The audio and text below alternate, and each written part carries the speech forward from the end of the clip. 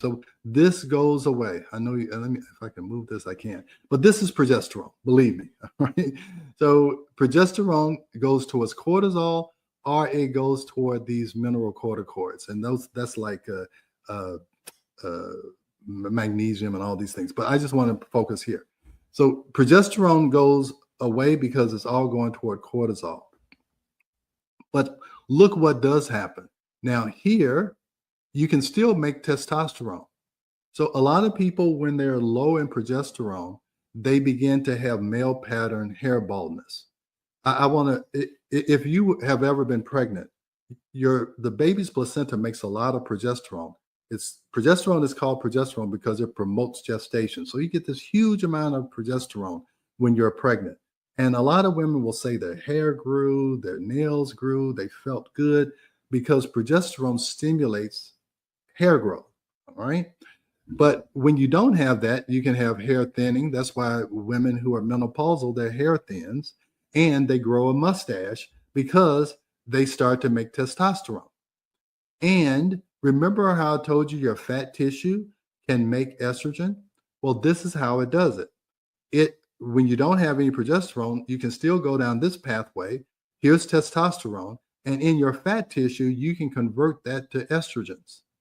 All right, so that's what I tell you. This is biochemistry or organic chemistry, and so that sounds like a big name, but I want you to see how when you're under stress, it causes the problems that we just talked about. It is a domino effect.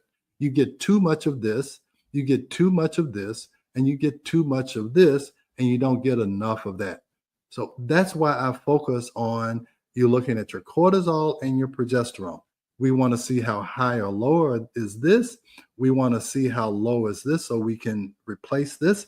And once you replace this, you stop making testosterone and your hair can grow back. Your acne can get better because testosterone also causes acne.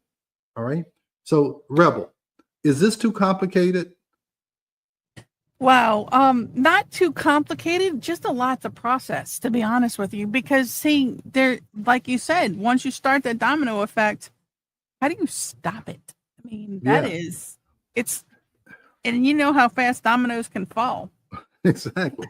Exactly. So you got to go back to that first domino. What tipped over that first domino? It was this.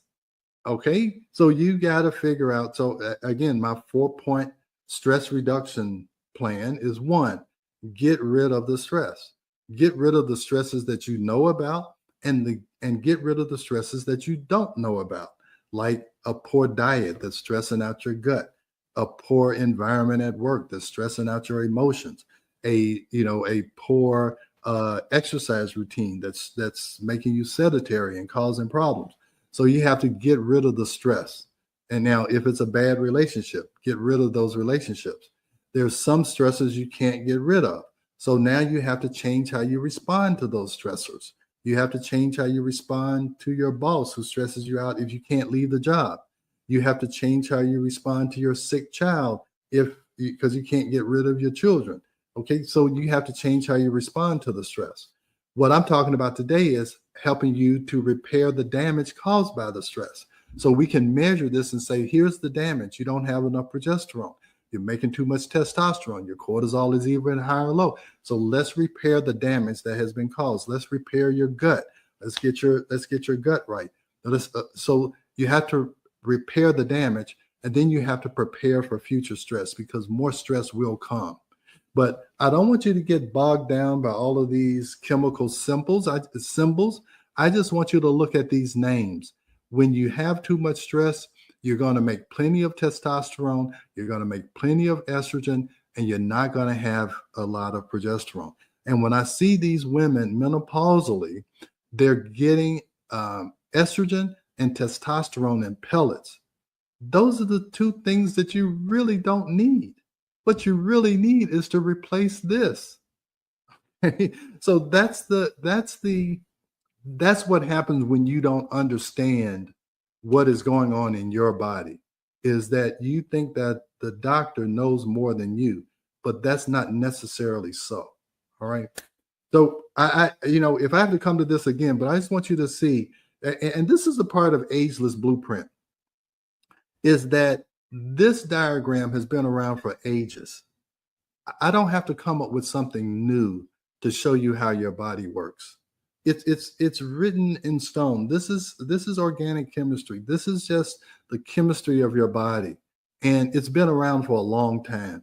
And so, a lot of I hear all this. You got to have this new study or whatever. I don't care what the study shows. You can make a study show you anything that you want. What I want to know is the basic blueprint of how things work. And that's what I'm trying to give to you, is that basic blueprint of this is how things work. It doesn't matter what my opinion is. Doesn't matter what another doctor's opinion is. This is just how things work. I try to stop preaching on this subject, but I've been preaching this sermon for 25 years. And I've realized there's a whole new generation of people who haven't heard this. So that's why I'm on this crusade all of the sudden, because I've it's like deja vu. I've been here and done that before, but this is kind of like, Disney movies. There's always a new generation that needs to learn or needs to watch Lion King. So there's always a new generation that needs to understand how their body works. And one of the reasons why I'm on social media, on YouTube and all this, so that even when I'm dead and gone, maybe somebody will see this on YouTube and like, wow, now I really understand what's going on with myself. All right. Okay. I'm going to questions before we move on. Okay, go ahead. All right. Yeah, if you have leaky gut, will it release through the body? Yeah, that's what I'm talking about, skin eruptions. When you have leaky gut, this is what leaky gut is. Leaky gut, what's supposed to happen in your gut is that tube that runs from your mouth to your anus, it is supposed to absorb nutrients and it's supposed to get rid of toxins through your bowel movements. When you have leaky gut, that means that your gut is inflamed. And when your gut is inflamed, it gets leaky. You got to think about when your nose is inflamed, it gets leaky, right? It starts to leak out mucus. Well, what happens in the gut, you start to leak out undigested food. Okay, you should totally digest your food and you absorb the nutrients and you get rid of the toxins. Well, when you have leaky gut, the toxins get into the body, and the body has an inflammatory response because it's like, hey, I'm not supposed to see little pieces of chicken or little pieces of broccoli. And that's how you get food sensitivities, and they cause inflammation. And they don't cause the inflammation that someone has when they eat shellfish and their face blows up and they can't breathe. It's this low level of inflammation that can cause problems like hypertension and heart disease and things like that you don't know that it's an inflammatory process. It shows up as a symptom. So yes, leaky gut releases toxins in the body and causes inflammation. And you kind of have to think about, how do you feel right before you have a cold or you have the flu? You start to feel a little achy. You're like, I'm kind of tired. And then 2 or 3 days later, you're like, oh, I have the flu. Well, just think you never get the flu, but you stay in that low level of inflammation state for weeks or months or years. And that's what you get with the brain fog and all that. So anyway, I don't want to get too far on that, but that's what happens with leaky gut. Any other questions? Yes, the next question. Okay. If a kidney is removed, what happens to the adrenal gland above it? Well, it's like, thank goodness that you have 2 of those. Okay. And when, I told you your body wants to survive, even though we cut out things or whatever. So if you remove one, the other kidney takes over. And usually it takes over adequately unless there's some other issue going on. So your body just converts and it just makes the other kidney and adrenal gland work double time. And so it's kind of like your God made it where things that might go wrong, he gave you 2 of them. And luckily he gave you 2 kidneys. He or she gave you 2 kidneys, 2 adrenal glands. And that's why, people can survive with just 1 kidney. Are they attached? I mean, if you remove the kidney, do they remove the adrenal gland? Now, I'm not a kidney surgeon, but as far as I know, they're attached.